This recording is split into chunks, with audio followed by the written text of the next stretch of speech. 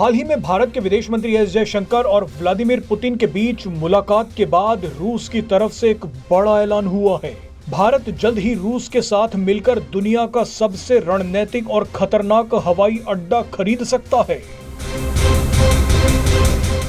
दुनिया ने इस हवाई अड्डे को बेकार और कबाड़ बोला, लेकिन भारत और रूस के लिए यह हवाई अड्डा रणनीतिक खजाने से कम नहीं है।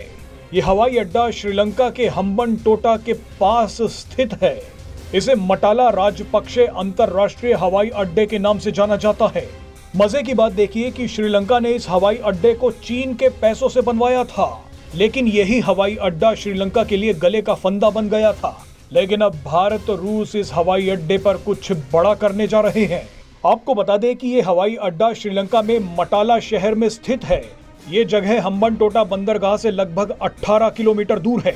आप जानते ही हैं कि श्रीलंका के हम्बनटोटा बंदरगाह पर चीन ने कब्जा कर रखा है।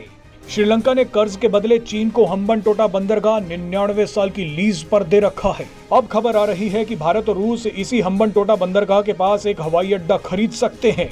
इस हवाई अड्डे को खरीदने के लिए रूस का अपना कारण हो सकता है, लेकिन भारत का रूस के साथ मिलकर इस हवाई अड्डे को खरीदने का एकमात्र कारण हिंद महासागर में चीन के बढ़ते प्रभाव को रोकना है।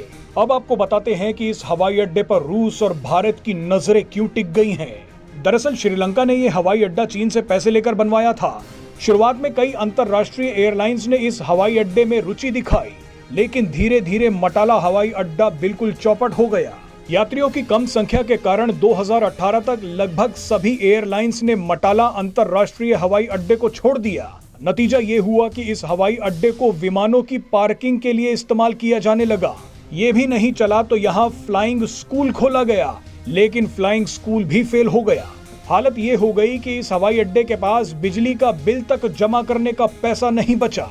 फोर्ब्स मैगजीन के मुताबिक मटाला अंतरराष्ट्रीय हवाई अड्डे को इसके बड़े आकार और सीमित उड़ानों के कारण दुनिया का सबसे खाली हवाई अड्डा करार दे दिया गया। लेकिन ये हवाई अड्डा रणनीतिक रूप से भारत के लिए बेहद महत्वपूर्ण था। इसी बीच अचानक श्रीलंका में रूस के राजदूत ने कहा कि हम इस हवाई अड्डे को भारत के साथ मिलकर खरीदना चाहते हैं।